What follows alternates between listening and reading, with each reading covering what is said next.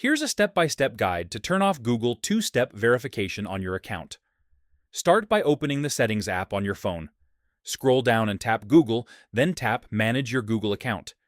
You can also do this on a computer by visiting myaccount.google.com and signing in.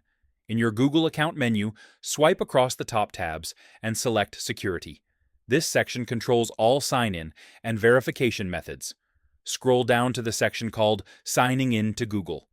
Tap two-step verification. Google will ask for your password before continuing. Enter it to proceed. Once you're inside the two-step verification page, scroll to the bottom until you see Turn Off. Tap it, confirm your choice, and Google will disable all two-factor authentication methods on your account, including text codes, Google prompts, backup codes, and authenticator apps. Keep in mind, turning off two-step verification reduces account security, and it becomes easier for someone else to access your account if they get your password. Only turn this off if you fully understand the risk, or if you're switching to another security method. And that's it. You've successfully disabled two-step verification on your Google account.